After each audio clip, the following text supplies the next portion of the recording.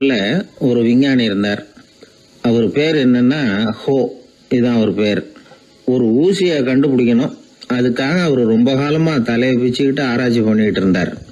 அது என்ன ஊசி தெரியுமா? இந்த தையல் மிஷின்ல இருக்குல்ல, அந்த ஊசி தான்.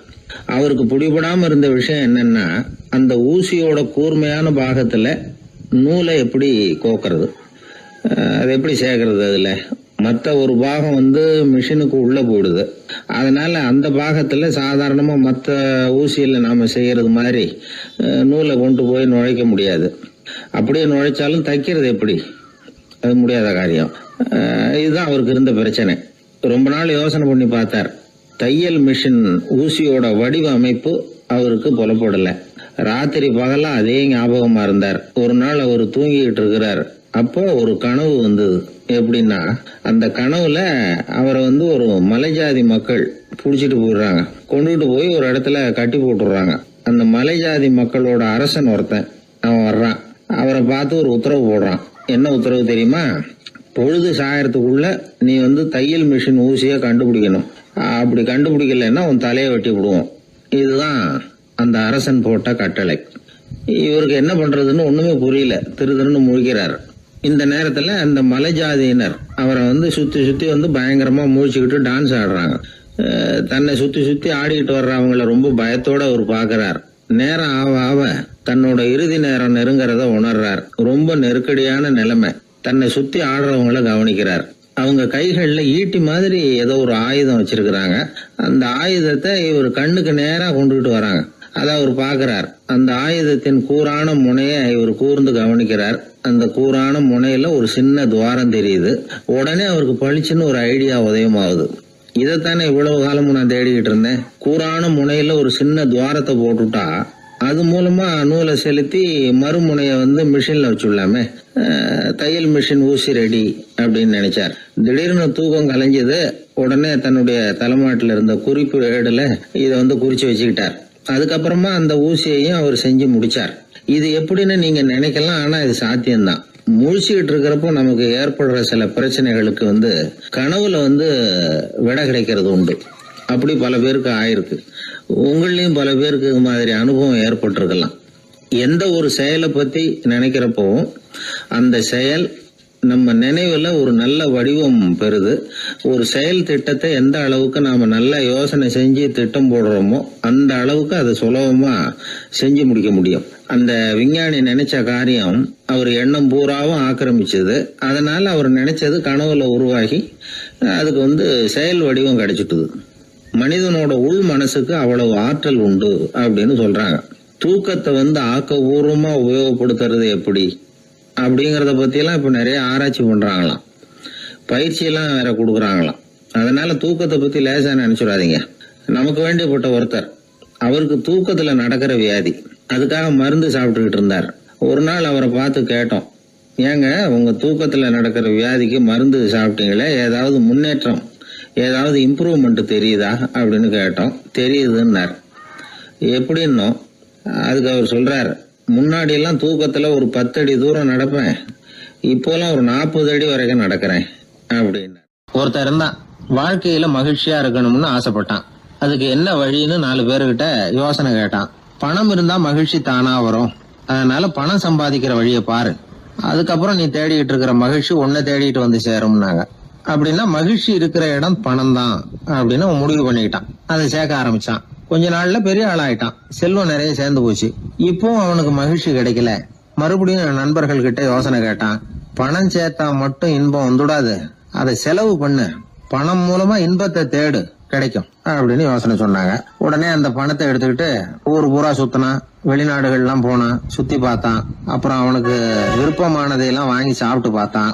மது, போதை பழக்கம், இப்படி எதுலயும் ஈடுபட்டு பார்த்தான். கல்யாணம் பண்ணிக்கிட்டான், குடும்பம் நடத்தினான். எப்படி இருந்தாலும் அவன் எதிர்பார்க்கிற மகிழ்ச்சி அவனுக்கு கிடைக்கல. அதனால மகிழ்ச்சிங்கிறது எங்க இருக்குங்கிற ரகசியத்தை அவனால கண்டுபிடிக்கவே முடியல. கடைசியா ஒரு பெரியவர்கிட்ட யோசனை கேட்டான். அவரு சொன்னார், இல்லறத்திலேயும் உனக்கு மகிழ்ச்சி கிடைக்கலன்னா உனக்கு துறவரத்துலதான் அது கிடைக்கும்னு நினைக்கிறேன். சரி, அதையும் தான் முயற்சி பண்ணி பாப்போமே அப்படின்னு அவன் முடிவு பண்ணிக்கிட்டான். துறவரம்னா சும்மாவா? எல்லாத்துக்கும் அவன் துணிஞ்சுட்டான். வீட்டுல இருந்த நகை, பணம், பவுனு, வைரம், வைடூரியம் எல்லாத்தையும் ஒரு மூட்டையா கட்டி எடுத்துக்கிட்டான். ஒரு யோகியை தேடிட்டு போனான். அவர் காலடியில கொண்டுட்டு போய் வச்சான். அவர் நிமிர்ந்து பார்த்தார். என்ன இதெல்லாம்னார். இதெல்லாம் இனிமே எனக்கு தேவையில்லைன்னா. சரி, அப்படின்னா உனக்கு என்னதான் தேவைன்னார். எனக்கு மகிழ்ச்சி தேவை, மன அமைதி தேவைன்னா. அந்த யோகி தன்னுடைய காலடியில் இருந்த மூட்டையை பிரிச்சு பார்த்தார். உள்ள தங்கம், வைரம், நகை, பணம் எல்லாம் இருக்கு. அவ்வளவுதான். அவசரமா அதை சுருட்டி எடுத்துக்கிட்டார். தலையில வச்சுட்டு ஒரே ஓட்டமா ஓட ஆரம்பிச்சுட்டார். இவனுக்கு அதிர்ச்சியா போட்டுது. அடடா, இந்த ஆளு போலி ஆசாமி போல இருக்க, ஏமாந்துட்டோமே அப்படின்னு நினைச்சான். வருத்தப்பட்டான். அந்த துக்கம் ஆத்திரமா மாறிச்சு. உடனே அந்த யோகியை துரத்த ஆரம்பிச்சான். அவரு ஒரே ஓட்டமா ஓடுறார். சந்து பூந்தெல்லாம் நுழைஞ்சு ஓடுறார். இவனும் விடாம துரத்துறான். கடைசியா அந்த யோகி மூச்சு இறக்க இறக்க ஒரு இடத்துல வந்து நின்னார். அது எந்த இடம்னா அவர் புறப்பட்ட இடம். எங்க இருந்து ஓட ஆரம்பிச்சாரோ அங்கேயே வந்து நின்னார். துரத்திட்டு வந்தவனும் ஓடி வந்து நின்னான். இப்ப அந்த யோகி சொன்னார், என்னப்பா பயந்துட்டியா? இந்தா உன்னோட செல்வம், நீயே வச்சுக்கோ அப்படின்னு சொல்லி மூட்டையை திருப்பி கொடுத்தார். கைவிட்டு போன தங்கமும் வைரமும் பணமும் திரும்ப கிடைச்சிட்டுதுங்கிறதுல அவனுக்கு ஏகப்பட்ட மகிழ்ச்சி. இப்போ மறுபடியும் அந்த யோகி சொல்றார், நீ வர்றதுக்கு முன்னாடி கூட இந்த தங்கமும் வைரமும் உங்ககிட்டதான் இருந்தது. ஆனா அப்போ உனக்கு மகிழ்ச்சி இல்ல. இப்போ உங்ககிட்ட இருக்கிறதும் அதே தங்கமும் வைரமும் தான். ஆனா இப்போ உன் மனசுல மகிழ்ச்சி இருக்கு. இதுல இருந்து என்ன தெரியுது? மகிழ்ச்சிங்கிறது வெளியில இல்ல, உள்ள இருக்கு. அது நம்ம மனசுல இருக்கு. இதை நல்லா புரிஞ்சுக்கணும். தங்கத்தையும் வைரத்தையும் மூட்டை கட்டி தலையில வச்சுக்கிட்டு அலைஞ்சானே, அவன் மாதிரிதான் நம்மள பல பேருக்கும் மகிழ்ச்சி எங்க இருக்குங்கிற உண்மை புரியறது இல்ல. அதனாலதான் பல சமயங்கள்ல நாம மகிழ்ச்சிக்காக அடுத்தவங்களை சார்ந்து இருக்கிறோம். நமக்கு வேண்டியப்பட்ட ஒருத்தன் பணம், நகை எல்லாத்தையும் ஒரு மூட்டையா கட்டி எடுத்துக்கிட்டு ஒருத்தர் காலடியில வச்சான். இது எனக்கு தேவையில்லைன்னா. உனக்கு என்னதான் தேவைன்னார் அவர். எனக்கு மன அமைதி தேவைன்னா. உனக்கு மன அமைதி தேவைப்படுகிற அளவுக்கு இப்ப என்ன ஆயிட்டுதுன்னார் அவர். வேற ஒண்ணும் இல்ல, இந்த பணத்தையும் நகையையும் நான் யாரு வீட்டுல எடுத்தனோ அந்த வீட்டுக்காரங்க இப்ப என் பின்னாடி துரத்திட்டு வந்துட்டு இருக்கிறாங்க, அவ்வளவுதான் அப்படின்னு நானா. மகிழ்ச்சியை தேடுகிறவர்கள் இந்த உலகத்துல அதிகம். அது எங்க இருக்குன்னு புரிந்து கொண்டவர்கள் ரொம்ப குறைவு. எது உண்மையான மகிழ்ச்சி அப்படிங்கறத புரிஞ்சுக்கிட்டு அதுக்கு தகுந்த மாதிரி நம்முடைய வாழ்க்கையை அமைச்சுக்கணும். ஒரு குழந்தை அம்மா கிட்ட போச்சு, அம்மா என்ன தூக்கிக்கா. உடனே அந்த அம்மா அந்த குழந்தைய தூக்கி இடுப்புல வச்சுக்கிறாங்க. எந்த பக்கம் வச்சுக்கிறாங்க? இடது பக்கம். பொதுவா குழந்தைய தூக்குறவங்க யாரும் வலது பக்கம் இடுப்புல வச்சுக்கிறது இல்ல. விவரம் தெரியாத சில ஆம்பளைகளை அப்படி தூக்கி வச்சுக்கிட்டு அலையிறது உண்டு. ரொம்ப காலமாவே குழந்தைகளை இடுப்புல இடது பக்கமா வச்சிருக்கிற பழக்கம் தான் இருந்து வந்திருக்குது. இதுக்கு ஆய்வாளர்கள் என்ன காரணம் சொல்றாங்க தெரியுமா? அப்படி இருந்தாதான் குழந்தை சொல்றத, குழந்தை நினைக்கிறத தாயினால நல்லா உணர முடியுதாம். இடது பகுதி ஆட்சி பண்றது, குறிப்பா காதின் தலைமையாக இருக்கிறது வலது பக்கம் தான். அதனால தாய் குழந்தைக்கு பதில் சொல்லவோ, அது என்ன கேக்குதுங்கிறத சீக்கிரமா புரிஞ்சுக்கிட்டு நடந்துக்கவோ அதுதான் சௌரியம் அப்படின்னு ஆய்வாளர்கள் இதுக்கு காரணம் சொல்றாங்க. இதனால என்ன ஆகுதான்? தாய்க்கும் குழந்தைக்கும் நெருக்கம் அதிகமாகுதான், குழந்தைக்கும் பாதுகாப்பு அதிகமா. அது மட்டும் இல்ல, ஒரு தாய் தன்னுடைய குழந்தைய இடுப்புல சுமக்கிறதுனால அவள் நினைக்கிறத, அவளோட இதய துடிப்ப குழந்தை உணர்தான். 9 மாதத்துக்கு அதிகமா இருந்த இடம் இல்லையா, அதனால அவளை பத்தி நல்லா அறிந்து கொள்ளுகிற வாய்ப்பும் குழந்தைக்கு கிடைக்குது. நம்ம முன்னோர்கள் ரொம்ப காலத்துக்கு முன்னாடியே வலது கையை பார்க்க ஆரம்பிச்சிட்டாங்களாம். அவங்க பயன்படுத்திய கல் ஆயுதங்கள்லாம் வலது பக்கமா தான் தீட்டப்பட்டிருக்குது. அதுல இருந்து நமக்கு என்ன தெரியுதுன்னா, வலது கையை தான் உபயோகப்படுத்தி இருக்கிறாங்கிறது தெரியுது. இப்படி எல்லாம் இருந்தா கூட இன்னைக்கு நம்மள 10ல் ஒருத்தருக்கு ஒரு பழக்கம் உண்டு, அது இடது கை பழக்கம். ஆனாலும் 2 கைகளும் ஒற்றுமையா இருக்கிறதுக்கு தான் ரொம்பவும் முயற்சி பண்ணுதான். இப்போ வலது கை பழக்கம் உள்ளவங்க பேசுறதுக்கு, எழுதுறதுக்கு, செயல்படுத்துற தலைமையகம் தலையின் பின்புறம் பிடரியில் இருக்குது. இடது கை பழக்கம் உள்ளவங்களுக்கு மூளையில 2 பக்கங்கள்லயும் தலைமையகம் இருக்குது. இது விஞ்ஞானிகள் சொல்றது. எத்தனையோ மேதைகள் இடது கை பழக்கம் உள்ளவங்களா இருந்திருக்கிறாங்க. அமெரிக்க மேதை பெஞ்சமின் பிராங்கிலின், இத்தாலிய ஓவியர் லியோனார்டோ டாவின்சி, இப்படி நிறைய பேர் இருந்திருக்கிறாங்க, இப்பவும் இருக்கிறாங்க. காலங்காலமா இயல்பாவே இடது கை பழக்கம் இருந்து வந்திருக்குது. அப்படி இருக்கிறப்போ வலது கை எப்போ இடது கைய வென்றது, ஜெயிச்சது அப்படிங்கிற விவரம் இன்னமும் யாருக்குமே புரியல. ஆய்வாளர்களுக்கும் புரியல. அவங்களும் யோசிச்சுக்கிட்டு இருக்கிறாங்க. உலகம் இடது பக்கமா தான் சுத்துது. வானத்துல இருக்கிற வெள்ளி வீதி, அப்புறம் அணுவுல இருக்கிற துணுக்குகள், உடம்புல இருக்கிற அமினோ அமிலம், இப்படி எல்லாமே இடதுபுறமா தான் இயங்கிட்டு இருக்குது. இவ்வளவு செய்திகள் இடது கைக்கு ஆதரவா இருக்கிறப்போ அது எப்படி வலது கை கிட்ட ஏமாந்தது அப்படிங்கிற ரகசியம் இன்னமும் யாருக்கும் தெரியலையா. இது சம்பந்தமா ஆராய்ச்சி பண்றவங்களுக்கு இது இன்னமும் ஒரு பிரச்சனையா தான் இருக்குதான். இப்படி இடது கை ஒதுங்கிட்டதுனால இப்பெல்லாம் வலது கைக்கு தான் மரியாதை அதிகமா போச்சு. ஒரு ஆசாமி இடது கையில கட்டு போட்டுட்டு வந்தானா, கையில என்னப்பா கட்டுன்னு விசாரிச்சிருக்கிறாரு ஒருத்தர். ஒரு இயந்திரத்தை பிரிச்சு ரிப்பேர் பார்த்துக்கிட்டு இருந்தேன், மறுபடியும் அதை ஓட விட்டு பாக்குறப்போ இடது கை விரல் மாட்டிக்கிட்டது, அதுதான் கட்டு அப்படின்னு இருக்கான். நல்ல வேளை வலது கை மாட்டி இருந்தா உன்னால சாப்பிட கூட கஷ்டமா போயிருக்குமே என்னார் அவர். இதுக்கு அவன் சொன்னானா, முதல்ல வலது கை தாங்க மாட்டிக்க இருந்தது, நான் தான் உடனே புத்திசாலித்தனமா அதை இழுத்துக்கிட்டு இடது கையை கொடுத்தேன் அப்படின்னு இருக்கான். இவன் எப்பேற்பட்ட புத்திசாலி பாருங்க. இந்த வலதுகை இடதுகைங்கிறத பத்தி அறிவியல் ஆராய்ச்சி ஒரு பக்கம் இருந்தாலும் கை சுத்தமா இருக்கணும். இது வாழ்க்கைக்கு முக்கியம். உண்மை, உழைப்பு, நேர்மை இதெல்லாம் இருந்தாதான் வாழ்க்கையில முன்னேற முடியும். அதனால இந்த இடதுகை பழக்கம் வலதுகை பழக்கம் எது எப்படி இருந்தாலும் அது ஒருத்தருடைய புத்திசாலித்தனத்தை பாதிக்கிறது இல்ல. அதனால வாழ்க்கையில முன்னேறதுக்கு இது ஒரு இடைஞ்சலா இருக்கிறது இல்ல. நாம நம்ம உடம்பையும் புரிஞ்சுக்குவோம், மனசையும் புரிஞ்சுக்குவோம். அப்படி புரிந்து கொண்டு வாழ்க்கையில முன்னேறுவோம். நாம யாரு, நம்ம தகுதி என்ன அப்படிங்கிற நினைப்பு எப்பவும் நமக்கு இருக்கணும். தகுதிக்கு மீறிய நினைப்பு தான் பல சமயங்களில் நம்மளை சிக்கலில் கொண்டு போய் விட்டுடுது. ஒரு பூனை இருந்து தான் அது தன்னை ஒரு பூனைன்னு தானே நினைக்கணும். அப்படி நினைக்கல, தன்னை ஒரு புலின்னு நினச்சிக்கிட்டு இருந்தது. தன்னை பற்றின தகுதிக்கு மீறிய நினைப்போடு அந்த பூனை அப்படியே நடந்து போய்கிட்டு இருந்ததுதான். அப்போது வழியில் ஒரு பெரிய யானை அது அமைதியாக நின்றுக்கிட்டு இருந்தது. இந்த யானை ரொம்ப பொறுமையாக நின்றுக்கிட்டு இருக்கிறது இந்த பூனைக்கு ஒரு மாதிரியாக தெரிஞ்சிருக்கு. ஏன்னா பொறுமையாக ஒருத்தர் இருந்தால் அவங்கக்கிட்ட போய் ஏதாவது வாலாட்டி பார்க்கலாம்னு ஒரு ஆசை வருது இல்லை. அது மாதிரி பொறுமையாக நின்றுக்கிட்டு இருக்கிறது பூனைக்கு அதுக்கிட்ட போய் கொஞ்சம் வாலாட்டி பார்க்கலாமே அப்படின்னு ஒரு ஆசை. உலக இயல்பு தானே அது. இந்த பூனை ரொம்ப நல்ல புள்ள மாதிரி அந்த யானை இருக்கிற பக்கமாக போகுது. அந்த யானையை சுற்றி சுற்றி வருது, உத்து பார்க்குது, வாய் துருதுருக்குது, வம்பு வளர்க்க ஆரம்பிக்குது. அந்த யானைகிட்ட போய் என்ன கேட்குது தெரியுமா? எல்லாருக்கும் ஒரு பக்கம்தான் வால் இருக்கும், ஆனால் உனக்கு என்ன இப்படி 2 பக்கமும் வால் இருக்கிறது மாதிரி இருக்கே அப்படிங்குது. இது வேண்டாத வேலை தானே. இருந்தாலும் அந்த யானை பொறுமையாக பதில் சொல்லுது. அப்படி இல்லை, பின்னாடி இருக்கிறது தான் வால், முன்னாடி இருக்கிறது தும்பிக்கை அப்படிங்குது. அதோடு விட்டுற வேண்டியது தானே. விடலை இந்த பூனை. அது சரி, தும்பிக்கை ஏன் அப்படி உருண்டையாக பெரிய தூணு மாதிரி இருக்குது, அது என்னத்துக்கு அப்படிங்குது. இதுக்கும் அந்த யானை பொறுமையாக பதில் சொல்லுது. ஓ, அதை கேட்குறியா? ஊற்றில் தண்ணி இருக்கும்ல, அதை உறிஞ்சி குடிக்கிறதுக்காக அப்படி இருக்குது அது அப்படின்னுது. சரி, எல்லாருக்கும் பல்லு வாய்க்குள்ளே தானே இருக்கும், உனக்கு என்ன வெளியிலே இருக்குது, அதுவும் இல்லாமல் இவ்வளவு பெருசாக இவ்வளவு நீளமாக இருக்குது அப்படின்னு கேட்குது பூனை. இவ்வளவு கேள்விக்கும் பொறுமையாக பதில் சொல்லிக்கிட்டே வருது அந்த யானை. பல்லு ஏன் வெளியில் நீட்டிகிட்டு இருக்குன்னு கேட்குதுல்ல, அதுக்கு அது என்ன பதில் சொல்லுதுன்னா, அதுவா ஒரு புலி என்கிட்ட வாலாட்டுதுன்னு வச்சுக்கா, அந்த சமயத்தில் அதை தாக்கிறதுக்காக இது இப்படி இருக்குது அப்படின்னு சொல்லிச்சான். இதை கேட்டதும் பூனை உழுந்து உழுந்து சிரிக்க ஆரம்பிச்சுட்டு தான் அலட்சியமாக. ஏன் சிரிக்கிறேன்னு கேட்டிருக்கு. என்னமோ பாயறது மாதிரி பேசுறிய, மலை எங்கேயாவது பாயறது உண்டா? நீ கருப்பாக பெருசாக இருக்கிற மலை மாதிரி இருக்கிற, உன்னால் எப்படி பாய முடியும், அது முடியாத காரியம் அப்படின்னு சொல்லிவிட்டு மறுபடியும் சிரிக்குது இந்த பூனை. என் உடம்பை பார்த்துட்டு தானே மலைன்னு சொல்கிற, நான் பாய வேண்டிய அவசியம் இல்லை, என்னுடைய எதிரியை பாய வச்சுருவேன் அப்படின்ட்டுருக்கு. எப்படி பாய வைப்பேன்னு கேட்டதான் பூனை. இந்த உன்னை பாய வைக்கிறேன் பார் அப்படின்னு சொல்லி அந்த பூனையை அப்படியே தும்பிக்கையால் லேசாக தூக்கி வேகமாக விட்டெறிஞ்சுதான். எங்கேயோ போய் தூரத்தில் பொத்துன்னு விழுந்தது அந்த பூனை. அப்பாடான்னு இடுப்பை பிடிச்சிக்கிட்டே எழுந்திரிச்சு நின்று பார்க்குது.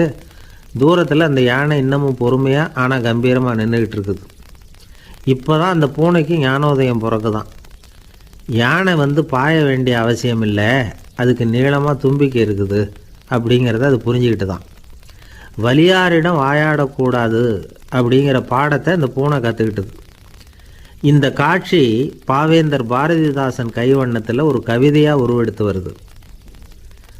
பாவேந்தர் எழுதின கவிதை என்ன தெரியுமா?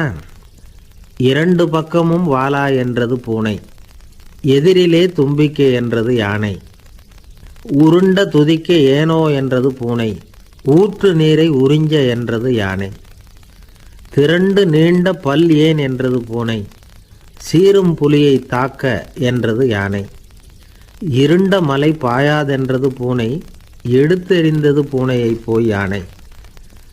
இந்த கவிதையில் ஒரு பாடமும் இருக்குது, படமும் இருக்குது. அதாவது இதை படிக்கவும் முடியுது, பார்க்கவும் முடியுது.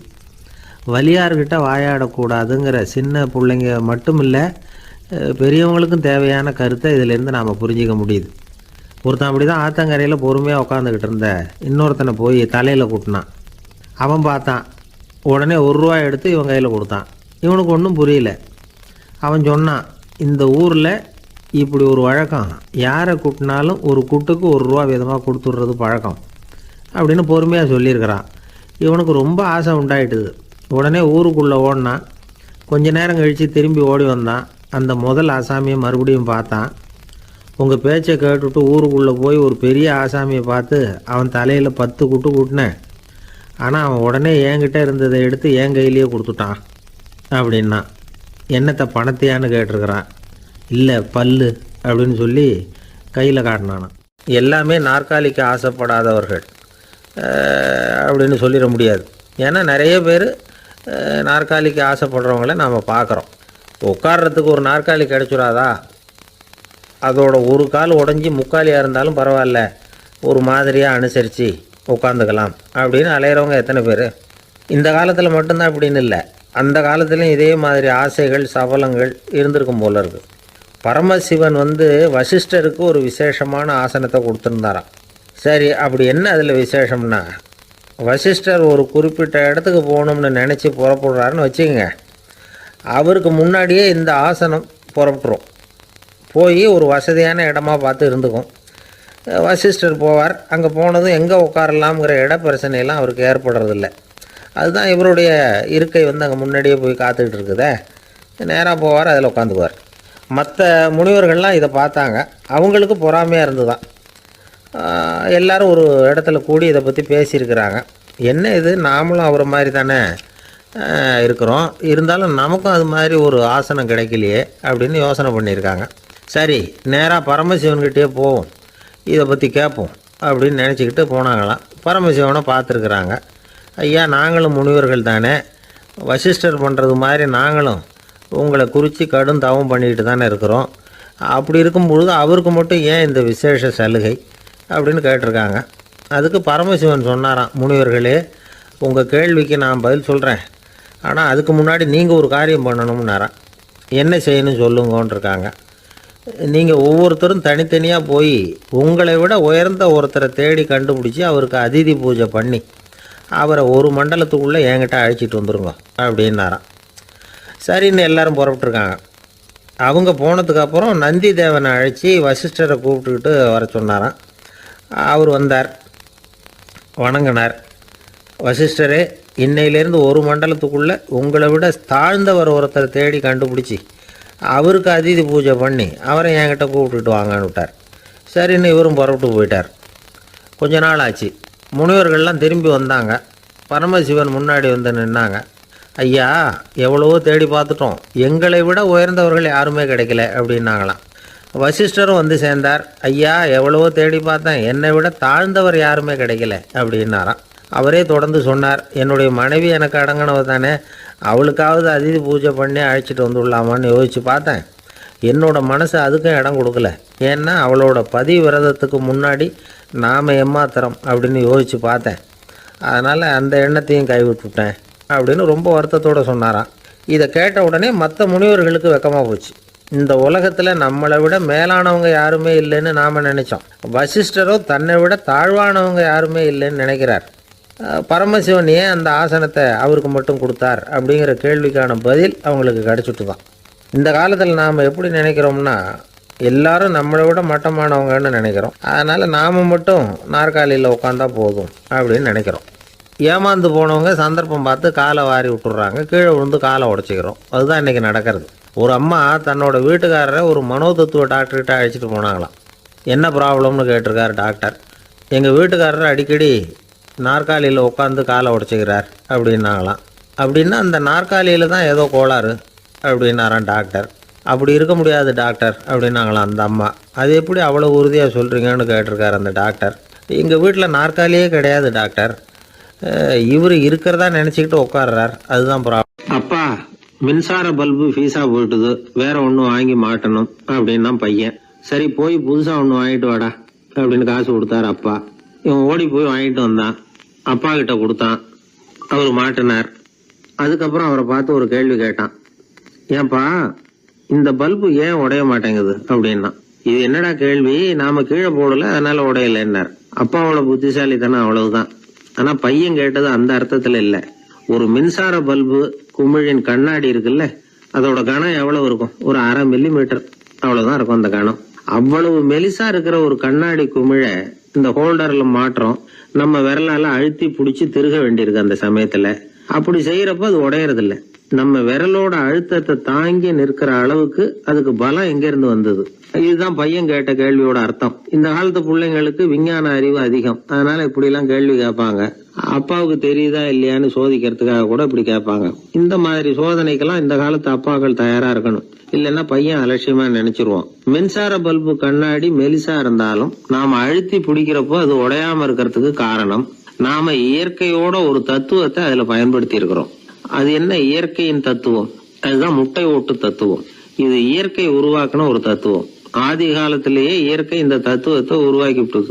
அதாவது பறவைகளோட முட்டை ஓடு எப்படி இருக்கு, அதோட கனம் எவ்வளவு இருக்கும்? மின்சார பல்பு மாதிரி தானே, ரொம்ப மெலிசா தான் இருக்கு. பறவைகள் இனவிருத்திக்காக முட்டை போடணும். அந்த முட்டை எப்படி இருக்கணும்? இயற்கை கொஞ்சம் யோசிச்சு பார்த்தது. முட்டை ஓடு ரொம்ப கனமா தடிமனா இருந்தா உள்ள வளர்ற குஞ்சு அதை உடைச்சிக்கிட்டு வெளியில வர முடியாம போயிடும். அதே நேரத்துல அது ரொம்ப மெலிசா இருந்தா தாய் பறவைகள் அது மேல உட்காந்து அடகாக்குறப்போ உடல் எடை தாங்க முடியாம முட்டைகள் உடைஞ்சு போயிடும். என்ன பண்றது? முட்டை பலமாவும் இருக்கணும், பலம் இல்லாமல் இருக்கணும். குஞ்சு அதை உடைச்சுக்கிட்டு வெளியில வரணும். தாயால அது உடையக்கூடாது. ஒரே நேரத்துல உறுதியாகவும் உறுதி இல்லாமலும் முட்டை ஓடு அமையணும்னா அது எப்படி சாத்தியம்? இது கொஞ்சம் குழப்பமாவும் நமக்கு புரியாத மாதிரி இருக்குது இல்ல. அதனாலதான் இதை தத்துவம் அப்படின்னு சொல்றோம். முட்டை ஓட்டு தத்துவம் இயற்கை கண்டுபிடிச்ச ஒரு அபூர்வமான அமைப்பு. அதுதான் முட்டை வடிவம். இது தாய் பறவை சுலபமா முட்டை போடுறதுக்கு ஏற்ற ஒரு வடிவம். முட்டை சதுர வடிவமா இருந்தா அதை போடுறதுக்கு எவ்வளவு கஷ்டம். அப்புறம் அது மேல செலுத்தப்படுகிற அழுத்தம் நாலா பக்கமும் பரவி விடுது. அதனால அந்த அழுத்தத்துக்கு பலம் குறைஞ்சிருது. குறிப்பிட்ட சிறு பரப்புல அளவுக்கு அதிகமா விசை செலுத்தப்படுறது இல்ல. அதனால முட்டையோட வடிவம் தான் அந்த உறுதிக்கு காரணம். இது எப்பேற்பட்ட தத்துவம். இதுதான் மின்சார பல்பு செய்யறப்போ நாம காப்பி அடிச்சிருக்கிறோம். பொதுவா வகுப்புல காப்பி அடிச்சாதான் முட்டை போடுறது வழக்கம். நாம முட்டையே காப்பி அடிச்சிருக்கிறோமே, இது எப்பேற்பட்ட காப்பி. ஒரு ஆசிரியர் வகுப்புல பசங்களை பார்த்து ஒரு கேள்வி கேட்டாராம். கோழி முட்டை இடுமா, முட்டை போடுமா அப்படின்னு கேட்டாராம். ஒரு பையன் எந்திரிச்சு பதில் சொல்லியிருக்கிறான். கோழி முட்டை இடும், முட்டை போடாது அப்படின்னு சொல்லியிருக்கான். இவன் ஏன் போடாதுன்னு கேட்டாரான் ஆசிரியர். போட்டா உடஞ்சிரும் சார் அப்படின்னு பையன். ஒரு திருடன் ஒரு வீட்டுல போய் திருடணும்னு திட்டம் போட்டான். இருட்டுனதும் போய் திருடணும். ஆனா ராத்திரி ஆனா வாசல் கதவை சாத்தி உள்பக்கம் தாழ்பால் போட்டுருவாங்களே, என்ன பண்றது, எப்படி வீட்டுக்குள்ள போறது? இவன் யோசனை பண்ண ஒரு முடிவுக்கு வந்தான். சரி, பகல் நேரத்திலேயே யாருக்கும் தெரியாம இந்த வீட்டுக்குள்ள நுழைஞ்சிருவோம், அங்க போய் எங்கேயாவது ஒளிஞ்சுக்குவோம், இருட்டுற வரைக்கும் பேசாம இருப்போம். ராத்திரி எல்லாரும் தூங்கினதுக்கு அப்புறம் நைஸா போய் பீரோவை திறந்து இருக்கிறது பூரா எடுத்துக்கிட்டு ஓடியாந்துடலாம் அப்படின்னு திட்டம் போட்டான். அதே மாதிரி ஒரு நாள் மத்தியானத்துக்கு மேல அந்த வீட்டுக்காரன் எங்கேயோ வெளியில புறப்பட்டு போனான். வீட்டுக்கார அம்மா அடுப்பங்கரையில என்னமோ சமைச்சுக்கிட்டு இருந்தாங்க. திருடன் பார்த்தான். இதுதான் சமயம்னு அந்த வீட்டுக்குள்ள மெதுவா நுழைஞ்சிட்டான். எங்க ஒளியலாம்னு பார்த்தா வலது பக்கம் ஒரு ரூம் இருந்தது. அங்க போனான். அங்க ஒரு படுக்கை அறை, அங்க ஒரு பெரிய கட்டில் இருந்தது. அதுக்கு அடியில போய் பதுங்கிட்டான். இருட்டுனது நம்ம வேலையை ஆரம்பிக்கலாம், அது வரைக்கும் பொறுமையா இருக்கணும் அப்படின்னு சொல்லி பேசாம வாயை மூடிட்டு கம்முன்னு இருக்கிறான். ரொம்ப நேரம் கழிச்சு வெளியில போயிருந்த வீட்டுக்காரன் திரும்பி வந்தான். சாப்பிட்டான். லைட்டை நிறுத்தி விட்டு படுத்துட்டான். அந்த அம்மாவும் வேலையெல்லாம் முடிச்சுட்டு படுத்துட்டாங்க. நடு ராத்திரி. விடி விளக்கு லேசா எரிஞ்சுக்கிட்டு இருக்கு. வீட்டுக்காரன் லேசா கண்ணை முழிச்சான். கட்லுக்கு நேரா எதிரில ஒரு கண்ணாடி. அதுல பாக்குறான், கட்லுக்கு கீழே ஒரு திருடன் ஒளிஞ்சு இருக்கிறது தெரிஞ்சு போச்சு. உடனே அவன் திருடன் திருடன்னு சத்தம் போடல, யோசனை பண்ணான். மேஜையில இருக்கிற கத்தி எடுத்து கையில வச்சுக்குவோமா அப்படின்னு யோசனை பண்ணான். இந்த சந்தர்ப்பத்துல கத்தியை உபயோகப்படுத்துறதை விட புத்தியை உபயோகப்படுத்துறது தான் சாமர்த்தியம் அப்படின்னு நினைச்சான். உடனே அது பிரகாரம் செயல்பட ஆரம்பிச்சிட்டான். என்ன பண்ணான் தெரியுமா? எதையும் வெளியில காட்டிக்காம ரொம்ப சர்வசாதாரணமா தன்னுடைய மனைவி கிட்ட பேச ஆரம்பிச்சான். மனைவியும் புத்திசாலி, அதனால அவங்களுக்கு தெரியும். அவங்களும் வீட்டுக்காரர் கேட்ட கேள்விக்கு பொருத்தமா பதில் சொல்ல ஆரம்பிச்சாங்க. இவன் கேட்டான், இத பாரு, நமக்கு குழந்தை பிறந்தா அதுக்கு கிருஷ்ணமூர்த்தின்னு தான் பேர் வைக்கணும் அப்படின்னா.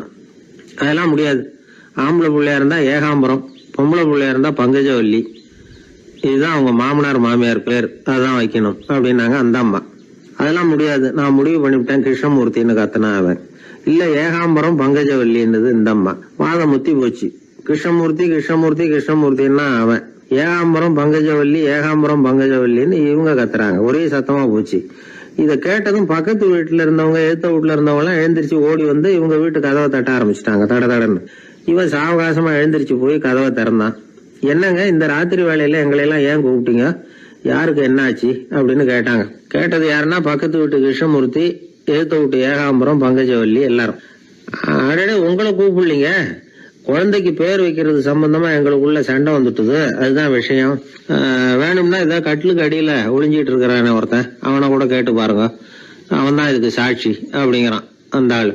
உடனே எல்லாரும் விஷயத்த புரிஞ்சுக்கிட்டு திருடனை பிடிச்சி போலீஸ்ல ஒப்படைச்சிட்டாங்களாம்.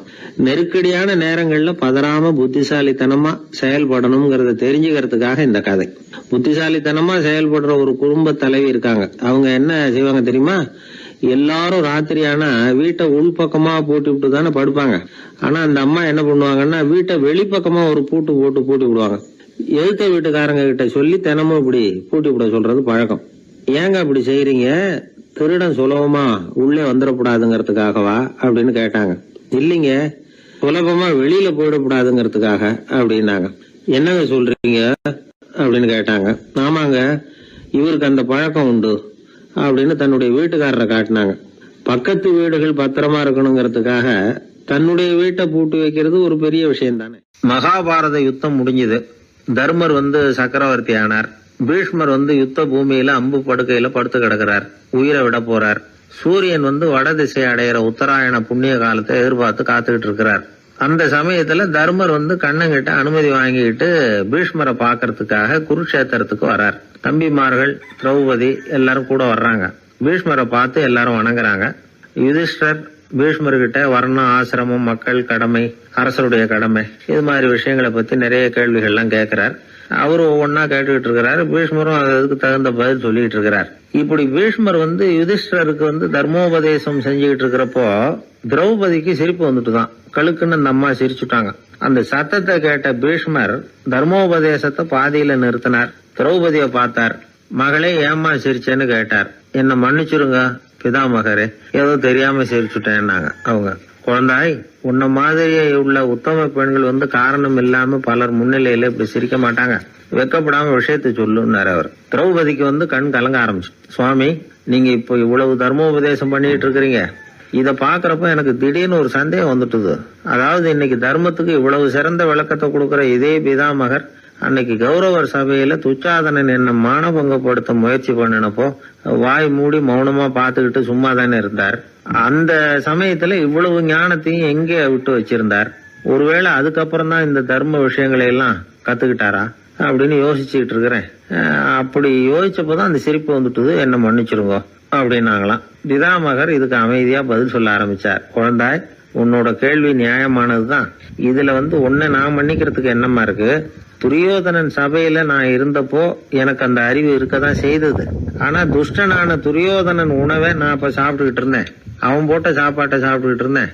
அது காரணமா என்னுடைய அறிவு மழுங்கி போச்சு. நல்லது கெட்டதை பத்தி ஆலோசிக்க முடியாம போயிட்டுது. தீயவர்கள் போடுற சாப்பாட்டை சாப்பிட்டா சாப்பிடுறவனுடைய மனமும் உடம்பும் கெட்டு போடும் அப்படின்னு சாஸ்திரம்லாம் சொல்லுது. ஆனா இப்போ போர்ல அர்ஜுனன் என் மேல எய்த அம்புகளால என் உடம்புல இருந்த ரத்தம் எல்லாம் வெளியேறி போச்சு. கெட்ட உணவை சாப்பிட்டதுனால உண்டான ரத்தம் பூராவும் இப்ப உடம்பு விட்டு வெளில போயிட்டுது. அதனால என் புத்தியும் தெளிஞ்சுட்டுது. அதனாலதான் இப்போ இந்த அளவுக்கு தர்மத்தின் தத்துவங்களை சரியா எடுத்து சொல்ல முடிஞ்சது அப்படின்னு பீஷ்மர். இதுல இருந்து நாம தெரிஞ்சுக்க வேண்டியது என்னன்னா, யாரு சாப்பிட கூப்பிட்டாலும் உடனே முண்டி அடிச்சுக்கிட்டு கிளம்பி போய் முதல் பந்தியில உட்காந்துடக்கூடாது. சாப்பிடுற கூப்பிடுறவங்க எப்படிப்பட்டவங்க, நல்லவங்களா கெட்டவங்களா அப்படின்னு எல்லாம் யோசிச்சு பாக்கணுமா. கெட்ட எண்ணத்தோட போடப்படுகிற சாப்பாடு புத்தியை மழுங்கடிச்சிரும் அப்படிங்கிறது ஒரு பெரிய இந்த காலத்துல பெரியவங்க சொல்ற ஒரு உண்மை. எத்தனையோ பேர் பெரிய உத்தியோகத்துல இருக்கிறவங்கள விருந்துக்கு கூப்பிட்டு சாப்பிட்டு முடிச்ச கையோட முக்கியமான பேப்பர்ல எல்லாம் கையெழுத்து வாங்கிட்டு விட்டுருவாங்களே. கூப்பிடுறவங்க மனசை புரிஞ்சுக்கிட்டு அதுக்கப்புறம் போறதா வேண்டாமா அப்படிங்கறத முடிவு பண்ணணும். சாப்பாட்டுல அவ்வளவு விஷயம் இருக்குது. பீஷ்மருக்கே அந்த நிலைமைன்னா நாமெல்லாம் ஏமாத்திரம். சில சந்தர்ப்பங்கள்ல சாப்பாடு புத்தியில ஒரு தெளிவு உண்டாக்குறதும் உண்டு. ஒரு ஊருக்கு ஒரு பெரிய மகான் வந்தார். அவரு சாப்பிடுறதே இல்ல, எப்போவாவது கொஞ்சம் தண்ணி பால் அவ்வளவுதான், ருசியெல்லாம் கடந்தவர். அவர்கிட்ட எல்லாரும் போய் ஆசீர்வாதம் வாங்கினாங்க. அந்த ஊர்ல ஒரு ஹோட்டல், அதோட முதலாளி ஒருத்தர், அவரும் அந்த மகான் கிட்ட ஆசீர்வாதம் வாங்கறதுக்காக போனார். அவரு முன்னாடி போய் பணிவா நின்னார். துண்டை இடுப்புல கட்டிக்கிட்டு காலில் விழறதுக்காக போனார். அதுக்கு முன்னாடி அந்த மகான் எழுந்திருச்சு இவரு காலில் விழுந்துட்டார். ஹோட்டல் முதலாளி பதறி போயிட்டார். சுவாமி, என்ன இது அபச்சாரம்? நீங்க தான் என்ன ஆசீர்வாதம் பண்ணணும்னார். அதுக்கு அந்த சாமியார் சொன்னார், அப்படி இல்லைங்க, நீங்க தான் என்ன ஆசீர்வாதம் பண்ணணும். ஏன்னா கொஞ்ச காலத்துக்கு முன்னாடி உங்க ஹோட்டல்ல தான் நான் வந்து அக்கௌண்ட் வச்சு சாப்பிட்டுக்கிட்டு இருந்தேன். இன்னைக்கு நான் ருசியெல்லாம் கடந்து வெறுத்து ஞானியா போறதுக்கு நீங்க தான் காரணம், உங்க சாப்பாடு தான் காரணம் அப்படின்னாரு. பத்திரிகையில வர்ற செய்திகளை கூட நகைச்சுவையா சொல்றது உண்டு. அதாவது அதை நேரடியா சொன்னா வானொலியில அனுமதிக்க மாட்டாங்க சில விஷயங்களை. அது சின்னாருக்கு கௌரவ குறைச்சல், அது வேடிக்கை கலந்து நகைச்சுவோடு சொல்லும் பொழுது அதை அனுமதிச்சிருவாங்க. அப்ப அந்த விசாரணை கமிஷன் அது இது நிறைய நடந்துகிட்டு இருந்தது. டெல்லியில இருந்து அமலாக்க பிரிவு அதிகாரிகள்லாம் வராங்க போறாங்கன்னு பத்திரிகையில அமர்க்கலப்பட்ட இடம். அந்த நேரம் வந்து நான் ஒரு ரேடியோவில் ஒரு செய்தியை தயார் பண்றோம். அப்ப என்ன பண்ணேன்னா, இது மாதிரி அந்த பத்திரிகை செய்தியை வச்சுக்கிட்டே ஒரு செய்தி சொன்னோம், இன்னொரு தகவல் சொல்லி. என்னன்னா, ஒருத்தன் வந்து தமிழ்நாட்டுல ஒரு ஆள், அவன் திடீர்னு வந்து கோடீஸ்வரன் ஆயிட்டான். நேத்து வரைக்கும் சாதாரணமா இருந்தா இன்னைக்கு கோடீஸ்வரன் ஆயிட்டான். டெல்லியில இருந்து 2 அதிகாரிகள் வராங்க, எப்படி அவன் பணம் சேர்த்தான்னு கண்டுபிடிக்கிறதுக்கு. அவனை கூப்பிட்டு 2 அதிகாரிகளும் எப்படிடா பணம் சேர்த்த? நான் ஒன்னும் தப்பான வழியில பணம் சேர்க்கல சார், நான் வந்து பந்தயம் கட்டியே பணக்காரன் ஆயிட்டேன். பந்தயம் கட்டியே எப்படிடா பணக்காரன் ஆக முடியும் அப்படின்னா, நீங்க நம்புங்க சார், நான் பந்தயம் கட்டி தான் பணக்காரன், தப்பான வழியில சேரல சார். பந்தயம் கட்டி எப்படிடா கோடீஸ்வரன் ஆனே அப்படின்னா, நாங்க நம்ப முடியாதுன்றான் விசாரிக்க வந்தவன். அப்படின்னா உங்ககிட்ட ஒரு பந்தயம் கட்டட்டுமான்றான் விசாரிக்க வந்தவன்ட்டிய. என்னடா பந்தயம் அப்படின்னா, ஒண்ணுமில்ல சார், இது என் கண்ணு, இது என் பல்லு, என் கண்ணை என் பல்லாலேயே கடிக்கிறேன், எவ்வளவு பந்தயம். விசாரிக்க வந்தவன் 100 ரூபாய் எடுத்து வச்சான், இதை ப்ரூவ் பண்றான்னு. அப்படியே கண்ணை எடுத்துட்டான், அது பளிங்கு கண்ணு. ஏற்கனவே ஒரு கண்ணு பளிங்கு கண்ணு வச்சுனா எடுத்து கடிச்சு விட்டான். இது விசாரிக்க வந்தாலும் 100 ரூபாய் விட்டுட்டு நிக்கிறான். எப்படி பணம் சேர்த்தான்னு வந்தவன்.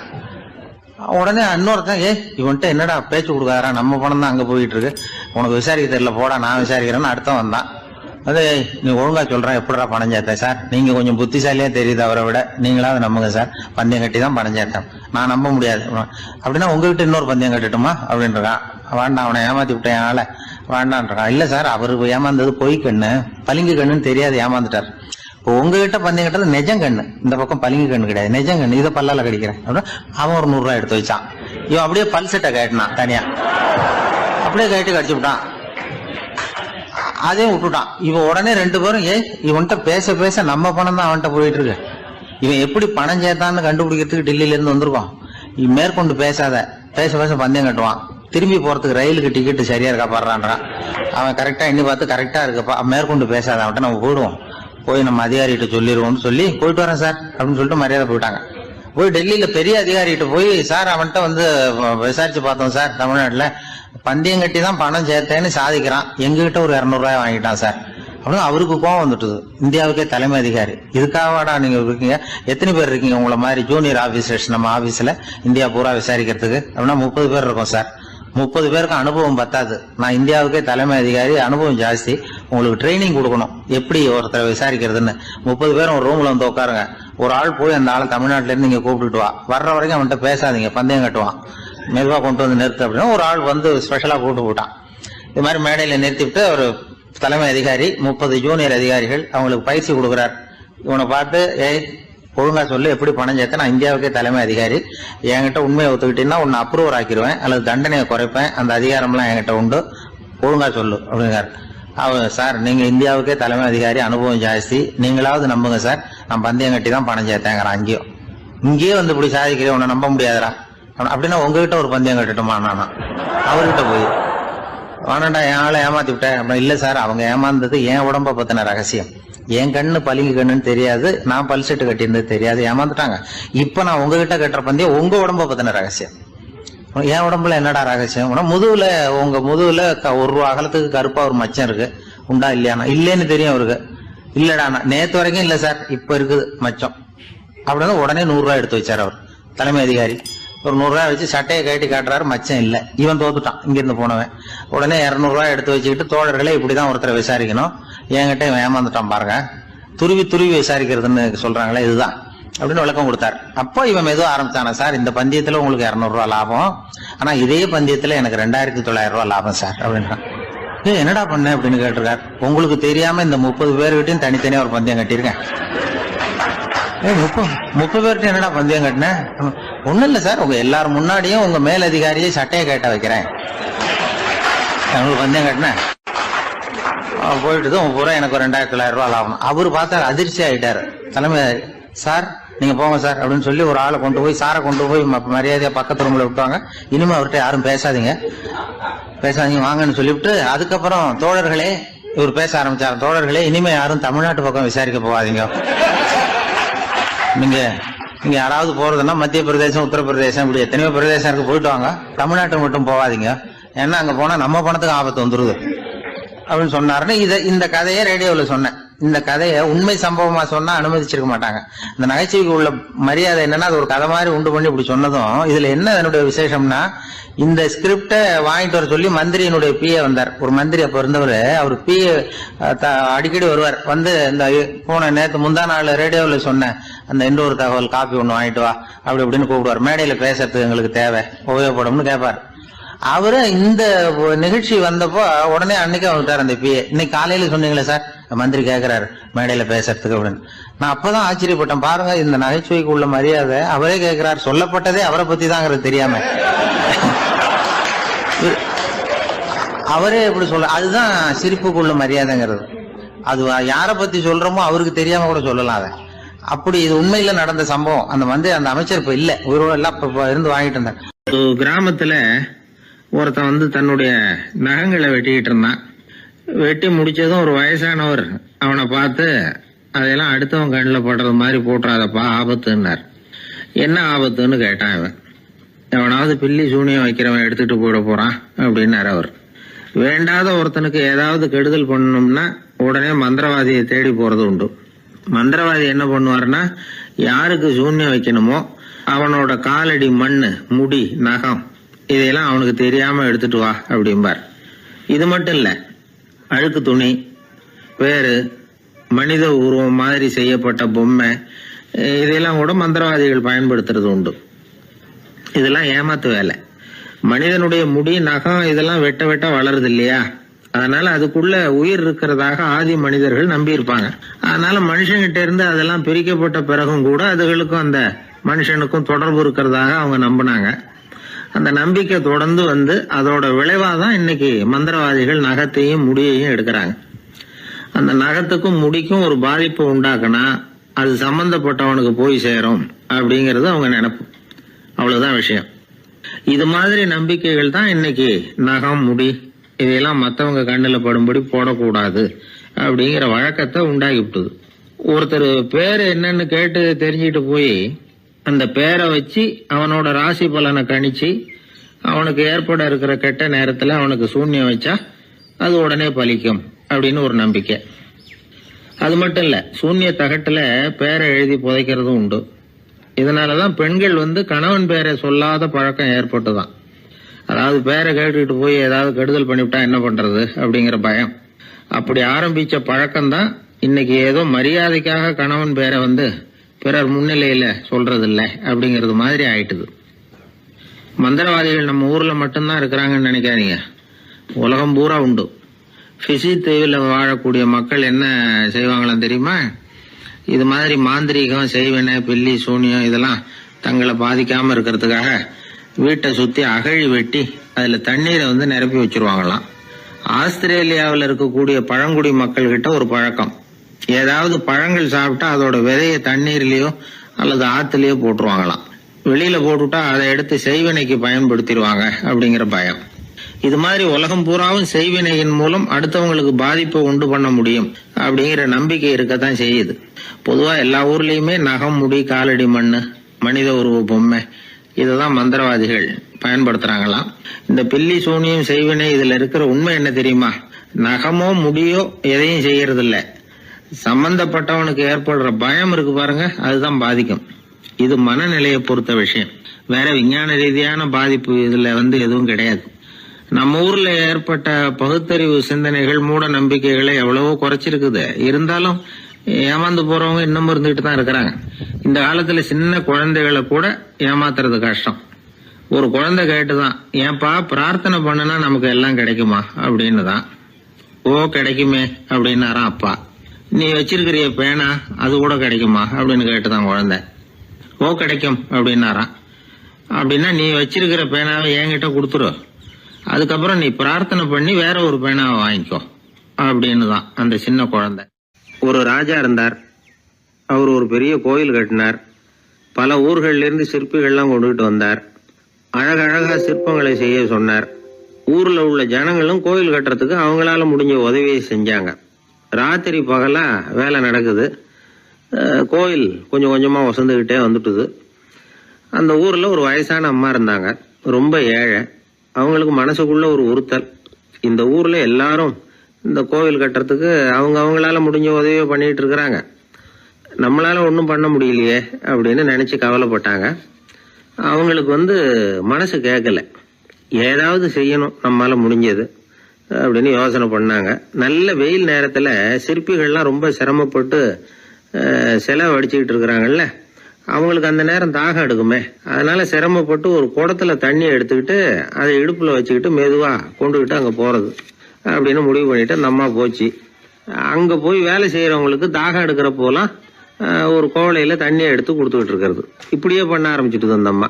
ஏதோ அந்த அம்மாவால முடிஞ்ச ஒரு சின்ன உதவி அது. இப்படி கொஞ்சம் கொஞ்சமா வேலை நடந்தது. கோபுரம் வசந்தது, எல்லா வேலையும் முடிஞ்சது. இனிமே கடைசியா கற்ப கிரகத்தின் மேல விமானம் அமைக்க வேண்டியதுதான் பாக்கி. அந்த வேலையும் ஆரம்பமாச்சு.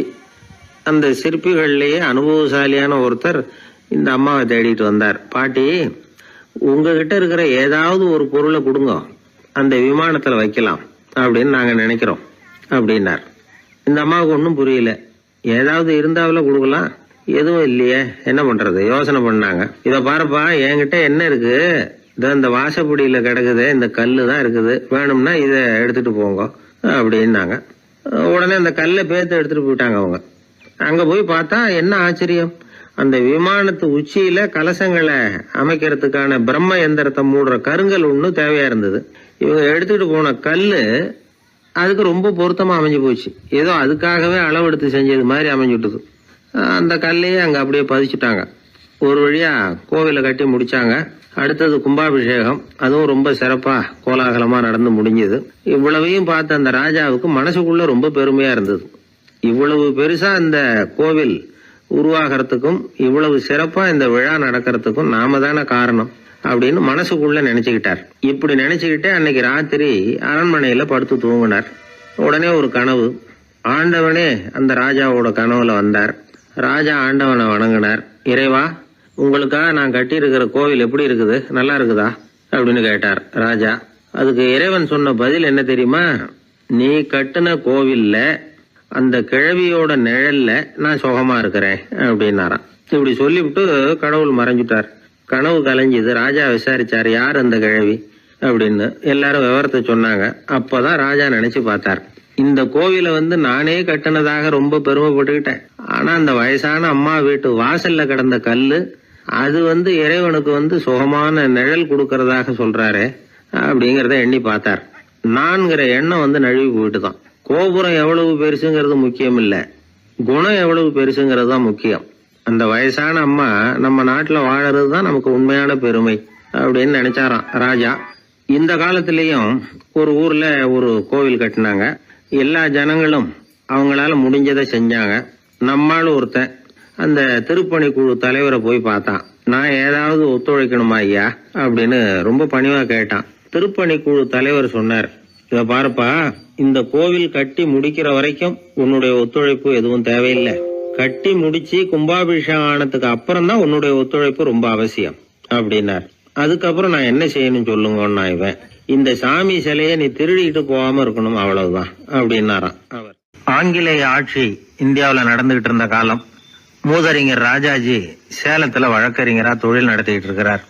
அவர் ஒரு சமயம் தன்கிட்ட வேலை செஞ்சுக்கிட்டு இருந்த பணியாளர் ஒருத்தரை கூப்பிட்டார். இத பாருப்பா, இந்த அஞ்சல் தலைய இந்த தபால் கவர்ல ஒட்டிட்டு வா அப்படின்னு சொன்னாராம். அந்த ஆள் உடனே அந்த கவரையும் ஸ்டாம்பையும் வாங்கிட்டு போனார். பசை தடவி ஸ்டாம்பை கவர்ல ஒட்டினார். திருப்பி கொண்டுகிட்டு ராஜாஜி கிட்ட கொடுத்தார். இவர் அதை வாங்கி பார்த்தார். உடனே சிரிக்க ஆரம்பிச்சுட்டாராம். அவரால் சிரிப்பை அடக்க முடியல. அந்த பணியாளரை பார்த்து, ஏன்பா, நாங்க எல்லாரும் எவ்வளவோ பாடுபட்டு முயற்சி பண்ணி போராடிட்டு வர்றோம், ஆனா எங்களால முடியல, எங்களால முடியாத அந்த காரியத்தை நீ ஒரு நிமிஷத்துல செஞ்சுட்டியே அப்படின்னு சொல்லிவிட்டு மறுபடியும் சிரிச்சாராம். பணியாளருக்கு உடனடியா ஒன்னும் புரியல. என்னன்னு பார்த்தார். அப்புறம் ராஜாஜி சொன்னாராம், ஆமாப்பா, நீ ஒரு நிமிஷத்துல பிரிட்டிஷ் மன்னரை கவுத்துட்டியே அப்படின்னாராம். அப்புறம் தான் விவரம் புரிஞ்சிருக்குது. அந்த பணியாளர் மன்னர் உருவம் இருந்த அந்த தபால் தலைய அந்த கவர்ல தலைகீழா ஒட்டி வச்சிருக்கிறார். அதை பார்த்துட்டு தான் ராஜாஜி அப்படி சொன்னாராம். இந்த நகைச்சுவை உணர்வு அவருக்கு இயல்பாவே இருந்தது. சேலத்துல வெங்கட சுப்பையர் அப்படின்னு சொல்லி ஒரு பிரபலமான வக்கீல், அவரும் ராஜாஜியும் ஒரு ஊர்ல பொதுக்கூட்டத்தை முடிச்சுக்கிட்டு திரும்பி ரயில்ல சென்னைக்கு வந்துகிட்டு இருக்கிறாங்க. ராத்திரி நேரம். வெங்கட சுப்பையர் ஜன்னல் ஓரமா உட்காந்து பயணம் பண்ணிட்டு இருக்கிறார். திடீர்னு ஒரு இடத்துல அவரோட கை கடிகாரம் நழுவி ஜன்னல் வழியா வெளியில வந்துட்டுதான். அவர் உயிருக்குயிரா பாதுகாத்து வச்சிருந்த வாட்ச் அது. ஏன் தெரியுமா? அவர் வக்கீல் ஆகிறதுக்கு முன்னாடி சென்னை கிறித்துவ கல்லூரியில பணியாற்றிக்கிட்டு இருந்தார். பணி முடிஞ்சு விலகிறப்போ அவர்கிட்ட படிச்ச மாணவர்கள்லாம் அன்புக்கு அடையாளமா ரொம்ப பிரியமா கொடுத்த கை கடிகாரம் அது. அப்பேற்பட்ட அன்பு பரிசை திடீர்னு இழந்து விடுறதுக்கு யாருக்கு தான் மனசு வரும்? ஐயோ, வாட்சி வெளியில விழுந்துட்டுதே அப்படின்னு பதட்டத்தோட சத்தம் போட ஆரம்பிச்சாராம். ராஜாஜி பக்கத்துல தான் உட்கார்ந்து இருக்கிறார். இருந்தாலும் இதை கேட்டுட்டு பதட்டப்படல, பதில் எதுவும் சொல்லல. அவர் பாட்டுக்கு என்னத்தையோ 1 2 3ன்னு எண்ணிட்டே வந்தாராம். வெங்கட சுப்பையர் ரொம்ப வேதனைப்பட்டிருக்கார். என்னங்க இது, என்னோட அருமையான கை கடிகாரம் நழுவி வெளியில விழுந்துட்டுது, அதுக்காக நான் தவிச்சுக்கிட்டு இருக்கிறேன். நீங்க என்னன்னா இதை கொஞ்சம் கூட காதுல வாங்கிக்காம குழந்தை மாதிரி என்னத்தையோ எண்ணிட்டே வர்றீங்களே அப்படின்னாராம். அப்பவும் ராஜாஜி ஒன்னும் பதில் பேசல. அவர் பாட்டுக்கு விடாம எண்ணிட்டே வந்தார். அடுத்த ஸ்டேஷன்ல வண்டி நின்னுது. ராஜாஜி ஸ்டேஷன் மாஸ்டரை கூப்பிட்டார். அவர் வந்ததும் அவர்கிட்ட சொன்னாராம், சார், எங்களுக்கு ஒரு உதவி செய்யணும். நாங்க வர்ற வழியில என் நண்பரோட வாட்சி வெளியில விழுந்துட்டுது. அது விழுந்த இடத்துல இருந்து தந்தி கம்பங்களை விடாம எண்ணிக்கிட்டே வந்திருக்கிறேன். இவ்வளவு கம்பங்களுக்கு அப்பால அது கிடக்கும். தயவு பண்ணி யாரையாவது அனுப்பி அதை தேட ஏற்பாடு பண்ணுங்க. அது கிடைச்சுட்டுதுன்னா எங்களால முடிஞ்ச அன்பளிப்பு தர்றோம். அது மட்டும் இல்ல, எங்களுக்கு ஒரு லெட்டர் போடுங்க, கிடைச்சுட்டுதுங்கிற விவரத்தை நாங்க வந்து வாங்கிக்கிறோம் அப்படின்னு எல்லாம் சொன்னாங்களாம். அப்படின்னு சொல்லி முகவரியெல்லாம் கொடுத்துட்டு வந்துட்டாங்க அவங்க. கொஞ்ச நாள்ல அந்த கடிகாரமும் வந்து சேர்ந்துட்டுதான். இது எதுக்கு சொல்றாங்கன்னா, பதற்றம் அடையக்கூடாது அப்படிங்கறது ரொம்ப முக்கியம். பதற்றம் அடையக்கூடிய நேரத்துல கூட அறிவை சிதற விடாம செயல்படுத்துற சாமர்த்தியம் எல்லாருக்கும் சுலபமா வந்துடாது. அவரோட நகைச்சுவை உணர்வுக்கு இன்னொரு உதாரணம். ஒரு தடவை அவரை பாக்குறதுக்கு ஒரு நண்பர் வந்தாராம். என்னப்பா பண்ணிட்டு இருக்கிற அப்படின்னு விசாரிச்சிருக்கார் ராஜாஜி. இப்ப நான் நிறைய கதை கட்டுரை எல்லாம் எழுதுறேன் சார், புத்தகம் போடுறேன் அப்படின்னாராம் வந்தவர். அப்படின்னா சாப்பாட்டுக்கு என்ன பண்ற அப்படின்னு கேட்டாராம் ராஜாஜி. இங்க எழுத்த நம்பி யாரும் காலம் தள்ள முடியாதுங்கிறத அவ்வளவு தெளிவா அவர் புரிஞ்சு வச்சிருக்கிறார். என்னுடைய நண்பர் ஒருத்தர், அவர் விரல்ல நகமே இருக்காது. என்ன காரணம்னு நினைக்கிறீங்க? எல்லாத்தையும் அவரே கடிச்சு துப்பிடுவார். அப்படி ஒரு பழக்கம். சின்ன குழந்தைகள் நகம் கடிக்குது, விரல் சூப்புது. இதுக்கு என்ன காரணம் தெரியுமா? குழந்தைகள் மனசுல ஏற்படக்கூடிய ஒருவித பாதுகாப்பின்மை, இன்செக்யூரிட்டி, அல்லது தான் சரியா கவனிக்கப்படல அப்படிங்கிற எண்ணத்தோட வெளிப்பாடு தான் அது அப்படிங்கிறாங்க டாக்டர்கள். சில இடங்கள்ல 2வது குழந்தை பிறந்த உடனே பெரியவர்கள் கவனம் முதல் குழந்தைகிட்ட இருந்து கொஞ்சம் விலகி 2வது குழந்தைகிட்ட போயிடும். அந்த சமயத்துல முதல் குழந்தைக்கு இந்த பழக்கம் ஏற்படுறதுக்கு வாய்ப்பு உண்டா. சில குடும்பங்கள்ல கணவன் மனைவி 2 பேருமே வேலைக்கு போறவங்களா இருப்பாங்க. குழந்தை ரொம்ப நேரத்துக்கு பெத்தவங்களை பிரிஞ்சு இருக்க வேண்டிய சூழ்நிலை இருக்கும். குழந்தை ஒரு பாதுகாப்பின்மையை உணர ஆரம்பிக்கும். இந்த பழக்கம் வந்துடும். அதனால ஒரு குழந்தைக்கு தான் ஒதுக்கப்படுறோம் அப்படிங்கிற நினைப்பு வராம பாத்துக்கணும். வளர்ந்த குழந்தைகளும் நகம் கடிக்கும். வயசானவங்க கிட்டையும் இந்த பழக்கம் இருக்கும். இது ஒரு மனச்சிதைவின் வெளிப்பாடு அப்படிங்கிறாங்க மனநல நிபுணர்கள். அம்மா அப்பா திட்டினாலும் சரி, அல்லது ஆசிரியர் திட்டினாலும் சரி, இந்த பழக்கம் வந்துடும். நாம தவறு பண்ணிட்டோம் அப்படிங்கிற நினைப்பு வர்ற சமயம் நகம் கடிக்க ஆரம்பிச்சிருவோம். ஏதோ ஒண்ணு அடையணும் அப்படின்னு நினைக்கிறோம், அதை அடைய முடியல. இப்படி ஒரு ஏக்கம் வர்ற சமயத்திலேயும் சில பேர் நகத்தை கடிக்க ஆரம்பிச்சிருவாங்க. ஒரு பெரிய அதிகாரி, தனியார் நிறுவனத்துல வேலை பார்க்கிறவரு, அவரு டென்ஷன் ஆயிட்டாருன்னா உடனே அறைக்கு அதை சாத்தி விடுவாங்களாம். அவரே சாத்திக்குவாராம். அப்படி சாத்திக்கிட்டு உள்ள எதையாவது வெறிச்சு பார்த்துக்கிட்டே நகத்தை கடிக்க ஆரம்பிச்சிருவாராம். இந்த பழக்கம் உலகம் பூரா உண்டு. நகம் கடிக்கிறவங்களை அந்த பழக்கத்திலிருந்து மீட்கிறதுக்கு என்ன வழி அப்படின்னு லண்டன்ல உள்ள அழகியல் நிறுவன நிபுணர்கள் யோசனை பண்ணி பார்த்துருக்குறாங்க. சில ஆய்வுகள் பண்ணி பார்த்தாங்களாம். அவங்க என்ன பண்ணாங்க தெரியுமா? நகம் கடிக்கிற பழக்கம் உள்ளவங்களையெல்லாம் தேடி பிடிச்சாங்க. அவங்களையெல்லாம் 3 பிரிவா பிரிச்சுக்கிட்டாங்க. ஒரு பிரிவு கிட்ட என்ன சொன்னாங்கன்னா, உங்களுக்கு நகத்தை கடிக்கணுங்கிற நினைப்பு வர்றப்போவெல்லாம் டைரி எழுத ஆரம்பிச்சிருங்க அப்படின்னாங்களாம். இன்னொரு பிரிவு கிட்ட, உங்களுக்கு அந்த நினைப்பு வர்றப்போவெல்லாம் உங்க நகத்துக்கு வண்ணம் பூச ஆரம்பிச்சிருங்க, அழகுபடுத்த ஆரம்பிச்சிருங்க, நெயில் பாலிஷ் போடுறாங்களே அது மாதிரி. அப்படி ஒரு யோசனை சொல்லியிருக்காங்க. 3வது குழுவினர்கிட்ட, உங்களுக்கு நகத்தை கடிக்கணுங்கிற எண்ணம் வர்றப்போலாம் விரல்களை வந்து இறுக்கமா மூடி வச்சுக்கிட்டு வேற விஷயங்கள்ல கவனம் செலுத்துங்க அப்படின்னு சொன்னாங்களாம். இப்படி 3 வித முயற்சி பண்ணி பார்த்ததுல கடைசியா அவங்க என்ன கண்டுபிடிச்சாங்க தெரியுமா? 3வது குழு செஞ்சதுல நல்ல பலன் கிடைச்சதாம். அதாவது நகம் தெரியாதபடிக்கு விரலை இறுக மூடிக்கிட்டு வச்சுக்கிட்டோம்னா அந்த பழக்கம் மாறுதான். அப்படி இருந்தவங்க கிட்ட இந்த நகம் கடிக்கிற பழக்கம் மெதுவா குறைஞ்சு போச்சான். அதனால நகம் கடிக்கிற பழக்கம் உள்ளவங்க இதை முயற்சி பண்ணி பார்க்கலாம். ஒரு ஆள் இருந்தார், அவருக்கு எப்ப பார்த்தாலும் நகத்தை கடிச்சுக்கிட்டே இருக்கணும், அப்படி ஒரு பழக்கம். அதனால அவர் விரல்ல எப்பவும் நகம் இருக்கிறது இல்ல, விரல் இருக்கிறதே பெரிய ஆச்சரியம். அவருக்கு திடீர்னு உடம்புல அரிப்பு, சொரிஞ்சிக்க முடியல, அரிப்பும் நிக்கல. 1 வாரம் தொடர்ந்து கஷ்டப்பட்டார். கடைசியா ஒரு டாக்டர் கிட்ட ஓடினார். அவர் எல்லாத்தையும் விவரமா கேட்டுக்கிட்டு கடைசியா கொஞ்சம் மாத்திரை கொடுத்து வேலைக்கு ஒண்ணு சாப்பிடு அப்படின்னாராம். இந்த மாத்திரை எதுக்கு டாக்டர்? அரிப்பு நிக்கிறதுக்கா அப்படின்னாராம். இல்ல நகம் வளர்றதுக்காக அப்படின்னாராம் இந்த டாக்டர். ஒரு கோவில்ல ஆன்மீக சொற்பொழிவு நடந்துகிட்டு இருக்குது. ஒரு பெரியவர் பேசிக்கிட்டு இருக்கார். கடவுளை பத்தியும் சொர்க்கத்தை பத்தியும் மனுஷனை பத்தியும் அவர் விவரமா பேசுறார். எல்லாரும் உட்கார்ந்து கேக்குறாங்க. அந்த கூட்டத்துல ஒரு தத்துவ ஞானியும் உட்கார்ந்து இருக்கிறார். அவரு அவருடைய நண்பர். பேசி முடிச்சதும் அந்த பெரியவர் மேடையை விட்டு இறங்கினார். நேரா அந்த தத்துவ ஞானி கிட்ட வந்தார். எப்படி இருந்தது என்னுடைய பேச்சு அப்படின்னு கேட்டார். நீங்க பேசினது ஒண்ணுக்கு ஒண்ணு முரண்பாடா தெரிஞ்சது அப்படின்னாரா இவரு. நான் என்ன அப்படி தப்பா பேசிவிட்டேன் அப்படின்னாரா அவரு. கடவுளை நம்புகிறவன் சொர்க்கத்துக்கு போவான்னு சொன்னீங்க, அப்புறம் நல்ல விதமா வாழறவன் சொர்க்கத்துக்கு போவான்னு சொன்னீங்க அப்படின்னாராம். இதுல என்ன முரண்பாடுன்னு கேட்டிருக்காரு அவர். இதுலதான் முரண்பாடு தெரியுது எனக்கு. அதாவது இங்க ஒருத்தன் எல்லா தப்பும் பண்ணிட்டு இருக்கிறான், அவன் வந்து கடவுளை நம்பினான்னா அவன் சொர்க்கத்துக்கு போவானா? இது என்னுடைய முதல் கேள்வி. இல்லைன்னா ஒருத்தன் வந்து எந்த தப்பும் பண்ணல, ரொம்ப ஒழுங்கா வாழ்ந்துகிட்டு இருக்கிறான், ஆனா அவன் கடவுளை நம்பல, அவன் என்ன நரகத்துக்கு தான் போவானா? கடவுள் நம்பிக்கை உள்ள ஒரு திருடன் என்ன ஆவான், எங்க போவான்? கடவுள் நம்பிக்கையே இல்லாத ஒரு நல்லவன் என்ன ஆவான், எங்க போவான்? ஒருத்தன் இங்க கடவுள் நம்பிக்கையோட வாழறது முக்கியமா அல்லது நல்லவனா வாழறது முக்கியமா? இதுதான் இவர் கேட்ட கேள்வி. இதை கேட்டதும் அந்த பெரியவர் வந்து குழம்பி போட்டார். அவர் சொன்னது நியாயம் தானே. கடவுளை நம்புறவன் தான் சொர்க்கத்துக்கு போவான்னா பேசாம கடவுளை நம்பிக்கிட்டு இந்த உலகத்துல எல்லா தப்பும் பண்ணிட்டு இருக்கலாமே. பேச்சாளர் குழப்பத்தோட வீட்டுக்கு போனார். படுத்து தூங்கினாரு. ஒரு கனவு வந்தது. கனவுல அவர் ஒரு ரயில்ல வேகமா போயிட்டு இருக்கிறார்.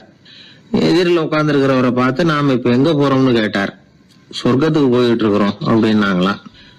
ரயில் போய் நின்னுது. இவர் இறங்கினார். இங்க கௌதம புத்தர் இருப்பார், சாக்ரட்டிஸ் இருப்பார், அவங்கள பாக்குறதுக்கு ஒரு நல்ல வாய்ப்பு அப்படின்னு நினைச்சுக்கிட்டே அங்கேயும் இங்கேயும் பார்த்தார். அங்க யாருமே இல்ல. ஒரே பாலைவனம் மாதிரி இருக்குது. பச்சை இல்ல, பசுமை இல்ல, பூக்கள் இல்ல, மரம்லாம் மொட்டையா நிக்குது. எலும்பும் தோலுமா சில முனிவர்கள் அங்கேயும் இங்கேயுமா உட்கார்ந்து இருக்கிறாங்க. இவர் அவங்க கிட்ட போய் இந்த புத்தர், சாக்ரட்டிஸ் இவங்க எல்லாம் எங்க இருக்கிறாங்கன்னு கேட்டாராம். அப்படி யாரும் இங்க இல்லையே, அவங்க எல்லாம் யாரு அப்படின்னு திருப்பி கேட்டிருக்கிறாங்க. இவருக்கு அதிர்ச்சியா போச்சு. அப்படின்னா அவங்க எங்க போயிருப்பாங்க? உடனே ரயில் நிலையத்துக்கு ஓடி வந்தார். அப்பதான் நரகத்துக்கு ஒரு ரயில் புறப்பட்டு இருந்தது. அங்க இருந்து அதுல ஏறி உட்கார்ந்தார். ரயில் வேகமா போச்சு. நரகம் நெருங்க நெருங்க காற்று குளிர்ச்சியா வீச ஆரம்பிச்சுதான். வெளியில பசுமையா இருந்துதான். அழகான மலர்கள், அழகான நீர்நிலைகள், நந்தவனங்கள், ரொம்ப அருமையா இருக்குது. ரொம்ப அங்க இருந்தவங்க எல்லாம் ரொம்ப மகிழ்ச்சியா உல்லாசமா வேற இருந்திருக்கிறாங்க. எங்க பார்த்தாலும் ஆடல் பாடல் உற்சாகம். இவர் ரயில விட்டு இறங்கினார். அவருக்கு சந்தேகம், இதுவா நரகம் அப்படின்னு விசாரிச்சிருக்காரு. ஆமா இதுதான் நரகம்னாங்களாம். எனக்கு ஒரு சந்தேகம் இருக்காரு, என்னன்னு கேட்டிருக்காங்க. கௌதம புத்தரும் சாக்ரட்டிஸும் லாவோஸும் இவங்க மாதிரி இன்னும் பல பேரும் கடவுள் நம்பிக்கை இல்லாதவங்க, அவங்க எல்லாம் இங்க இருக்கிறாங்களா அப்படிங்கறதுதான் என்னுடைய சந்தேகம் அப்படின்னாராம். இப்ப அவங்க சொல்லியிருக்கிறாங்க, இப்ப நீங்க பாக்குறீங்களே பசுமையும் பச்சை பயிர்களும் ஆடல் பாடல்களும் அழகிய மலர்களும், இது எல்லாமே கௌதம புத்தரும் சாக்ரட்டிஸும் அது மாதிரி மகான்களும் இங்க வர ஆரம்பிச்ச பிறகுதான் உண்டாக ஆரம்பிச்சது. இந்த பிரதேசத்தை அவங்க வந்து அப்படியே மாத்திவிட்டாங்க. இப்போலாம் இங்க இருக்கிறவங்க யாரும் சொர்க்கத்துக்கு போறதுக்கே ஆசைப்படுறது இல்ல அப்படின்னாங்களாம். இந்த அதிர்ச்சியிலேயே அந்த பெரியவர் கனவு கலைஞ்சி முடிச்சுக்கிட்டார். இதுல இருக்கிற கருத்து என்னன்னா, நல்லவர்கள் எங்க இருக்கிறாங்களோ அந்த இடத்துக்கு பேர் தான் சொர்க்கம். சொர்க்கம் நரகம்ங்கிறதெல்லாம் ஆன்மீக பண்புகள், அவ்வளவுதான். ஒரு ஊர்ல 2 இணைபிரியாத நண்பர்கள். ஒருத்தன் கேட்டான், இப்ப கடவுள் நம்ம முன்னாடி வந்து உங்க 2 பேர்ல யாராவது ஒருத்தர் மட்டும் என்னோட சொர்க்கத்துக்கு வரலாம் அப்படின்னு கூப்பிட்டா நீ என்ன சொல்லுவேன்னு கேட்டானா. இவன் ரொம்ப பெருந்தன்மையா உன்னையே அழைச்சிட்டு போக சொல்லிடுவேன் அப்படின்ட்டு இருக்கான். அப்படின்னா உனக்கு சொர்க்கம்